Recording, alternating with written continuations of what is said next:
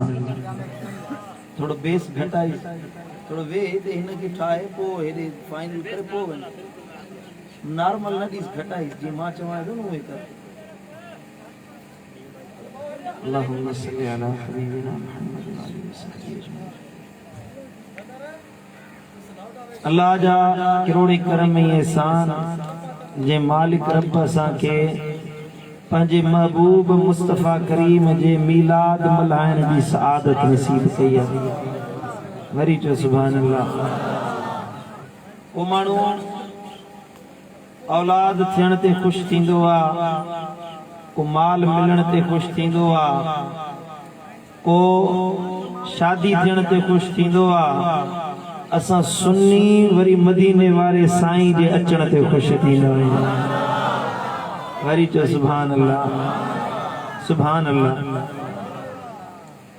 ऐं ख़ुशि नसीब आहे उहा दिलि, ख़ुशि नसीब आहे उहो इंसान जेको मुंहिंजे लजपाल नबी जे अचण ते ख़ुशि थींदो आहे। हूअं त माण्हू जे लाइ कई ख़ुशियूं आहिनि, कई इंसाननि जे लाइ भलाइयूं आहिनि, पर अल्हम्दुलिल्लाह शुक्र अल्हम्दुलिल्लाह जो असां सुन्नी मदीने वारे साईं जे मीलाद ते ख़ुशि थींदा आहियूं। छो न ख़ुशि थियूं जो अल्लाह पाण फरमायो आहे त मदीने वारो साईं मूं अल्लाह मोमिननि जे लाइ मोकिलियो आहे। कीअं मोकिलियो? रब्बे कायनात फरमायो त लक़द जाअकुम रसूलुम मिन अनफुसिकुम, अलबत्ता तहकीक अव्हां वटि आयो अव्हां जी जान मंझां हिकु रसूल। मूं अल्लाह हिकिड़ो रसूल मोकिलियो मिन अनफुसिकुम, तव्हांजी जाननि मंझां, अज़ीज़ुन अलैहि मा अनितुम। ऐं अल्लाह तो फरमाए अहिड़ो रसूल आयो जंहिंखे अव्हां जो तकलीफ़ में पवण उन ते ॾाढो गर्रो गुज़रंदो आहे। नथो चाहे त मुंहिंजी उम्मत तकलीफ़ में पवे, उहो महबूब नथो चाहे त मुंहिंजी उम्मत खे का अज़ियत पहुचे। हरीसुन अलैकुम बिल मुमिनीन रऊफुर रहीम। सुभान अल्लाह नथा चओ?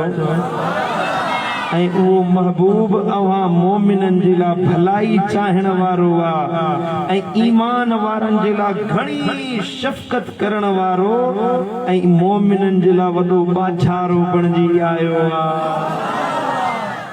बाज बि करे थो, शफ़क़त बि करे थो ऐं मोमिननि जे लाइ भलाई बि चाहे थो। ईमान वारनि जे लाइ अल्लाह जी रहमत चाहण वारो आहे, इनायत चाहण वारो आहे, मेहरबानी चाहण वारो आहे, उम्मत जे लाइ रहमत जो तलबगार आहे। ऐं असांजो तकलीफ़ में पवण मदीने वारे ते ॾाढो गर्रो थो गुज़रे।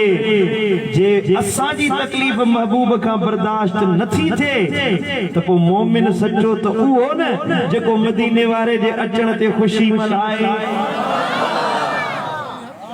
हरी जो सुभान अल्लाह सुभान अल्लाह।